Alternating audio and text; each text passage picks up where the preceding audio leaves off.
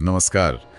आज हमारे पास बात करने के लिए एक बड़ी दिलचस्प चीज है, एक डरावनी कहानी। इसका नाम है छाया का अभिशाप, करण पिशाचिनी की शिष्या। हाँ, नाम ही काफी डरावना है। बिल्कुल। ये कहानी हमें ले जाती है राजस्थान, शेखापुरा गांव की एक पुरानी भूता हवेली में। अच्छा। कहते हैं वह करण पिशाचिनी नाम की एक एंटिटी है, उसकी एक शिष्या या चेली कहें, छाया, उसका वास है। पूरी कहानी एक शहरी किंवदंती, मतलब अर्बन लेजेंड, एक खतरनाक रस्म और उसके भयानक नतीजों के आसपास घूमती है। तो चलिए इस कहानी की तह तक चलते हैं, देखते हैं इसमें क्या राज हैं, क्या डरावनी बातें छुपी हैं।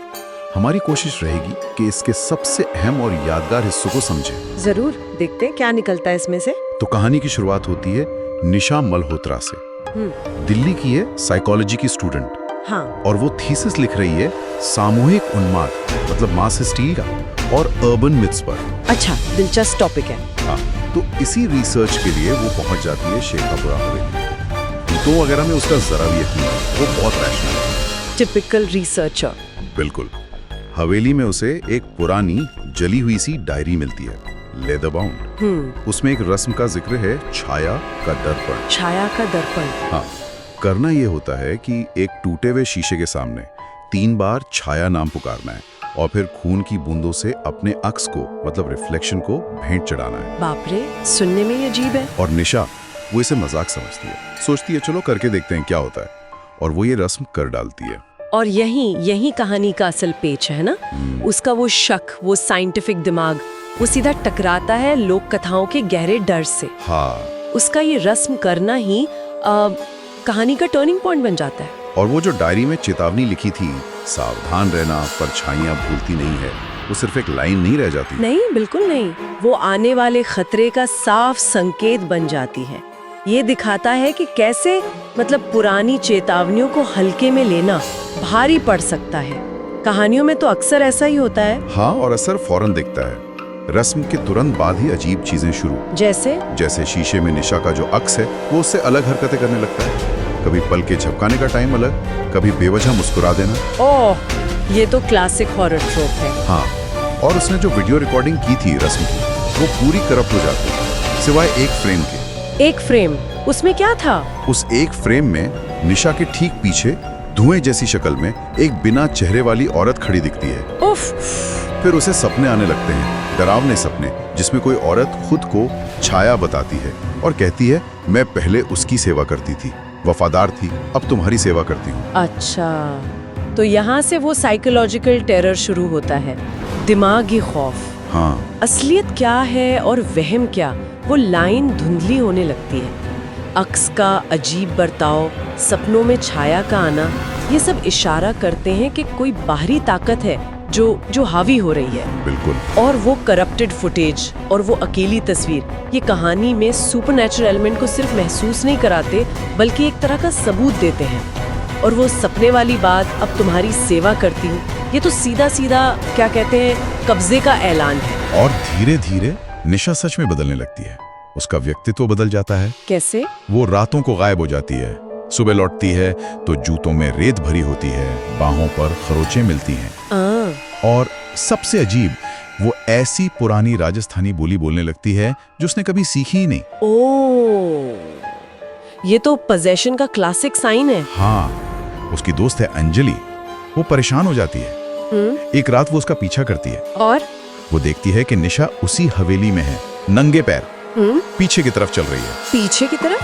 हाँ, और अंदर हवेली में मोमबत्तियां अपने आप जल उठती हैं और एक टूटे शीशे में अंजलि को एक नहीं 2 निशा दिखाई देती हैं। 2? हाँ, और जो दूसरी वाली निशा है उसका चेहरा भयानक है, आंखें बिल्कुल खोखली और होठों पर एक बहुत ही अननेचुरल खींची हुई सी मुस्कान। ये तो साफ तौर पे कब्जे का, मतलब पोजेशन का पीक है, एक्सट्रीम। बिल्कुल। अब निशा की अपनी पहचान लगभग खत्म हो चुकी है, वो पूरी तरह छाया के कंट्रोल में है। और शीशे में 2 निशा का दिखना, ये सिर्फ डरावना नहीं है, ये द्वैतवाद का, मतलब डुअलिटी का एक प्रतीक है। एक शरीर, 2 पहचाने, और असल पहचान का खो जाना। वो पुरानी बोली बोलना भी यही दिखाता है कि जो शक्ति हावी हुई है वो कितनी पुरानी है, उसकी जड़ें कितनी गहरी है। हाँ, और अब कहानी और बड़ी हो जाती है। निशा के शरीर का इस्तेमाल करके छाया करण यानी अपनी असली मालकिन उसके पंथ को, उसके कल्ट को दोबारा जिंदा करने लगती है। अच्छा, तो छाया सिर्फ एक मोहरा है? लगता तो यही है। वो और परछाइयों को बुलाती है, उन मर्दों को सजा देती है जिन्होंने औरतों पर जुल्म किया था, उन लोगों को परेशान करती है जो मरे हुओं का मजाक उड़ाते हैं। तो एक तरह का विजिलेंट जस्टिस, लेकिन भयानक तरीके से। हाँ, पूरे राजस्थान में अजीब खबरें फैलने लगती हैं। एक पुलिस वाला जिसने डोमेस्टिक वायलेंस का केस रफा दफा किया था, वो फांसी पर लटका मिलता है और दीवार पर उसकी ही परछाई उसकी तरफ उंगली कर रही होती है। My God. कुलधरा के खंडरों में तोड़फोड़ करने वाला एक टूरिस्ट मरा पाया जाता है। कहते हैं हर आईने से उसका अक्स गायब था। देखिए कहानी कैसे बदल गई। एक लड़की के पर्सनल टेरर से शुरू हुई थी, हाँ, और अब ये एक बड़े सामाजिक या कहें कि लोक कथा वाले खतरे का रूप ले चुकी है। छाया अब सिर्फ एक भूत नहीं रह गई, वो एक बड़ी ताकत, करण पिशाचनी की वापसी का जरिया है। सही। ये घटनाएं दिखाती हैं कि कैसे लोगों के पुराने विश्वास, अंधविश्वास, डर वो असल दुनिया में कितने भयानक नतीजे ला सकते हैं। ये सिर्फ वहम नहीं रह जाता, ये एक एक्टिव डरावनी शक्ति बन जाता है। और कहानी के आखिर में निशा की एक और वीडियो रिकॉर्डिंग मिलती है। शायद उसने किसी तरह मैनेज किया रिकॉर्ड करना। उसमें क्या है? वो लगभग हाँफते हुए चेतावनी दे रही है। कहती है, कभी भी दो शीशों के बीच मत खड़े होना, वो उसका दरवाजा है। उसका मतलब करण पिशाचनी का। हाँ, और उसका नाम कभी 3 बार मत लेना जब तक तुम अपनी रूह उसे देने को तैयार ना हो। बहुत सीधी चेतावनी। इसके बाद स्क्रीन पर खराब हो जाती है। बस एक फुसफुसाहट सुनाई देती है, करण कभी अकेली नहीं चलती। वाओ। कहानी का एंड नोट बताता है कि निशा तो गायब हो गई, और हवेली का वो टूटा शीशा, हाँ, क्या हुआ उसका? अब जोधपुर के एक म्यूजियम में है, एक बंद कमरे में रखा है, हमेशा ढका हुआ। हमेशा ढका हुआ, हाँ। लेकिन कहते हैं हर पूर्णिमा को वो पर्दा हिलता है, जैसे उसके पीछे कोई परछाई हो। ये एंडिंग कमाल की है।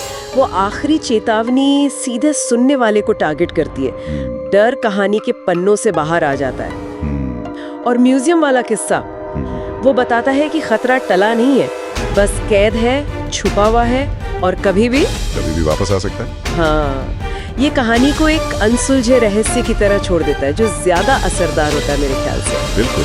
तो इस पूरी कहानी से क्या टेक अवे है, क्या मुख्य बातें हैं? एक भूता हवेली है, एक जिज्ञासु लेकिन शकी लड़की है, एक पुरानी खतरनाक रस्म है, और एक भयानक शक्ति जो किसी की पहचान उसकी आत्मा तक छीन लेती है। हाँ, ये उन शहरी कहानियों की ताकत दिखाती है जिन्हें हम अक्सर सिर्फ किस्से मानकर नजरअंदाज कर देते हैं। बिल्कुल। और ये कहानी इस बात पर भी जोर देती है कि कैसे अतीत मतलब पास्ट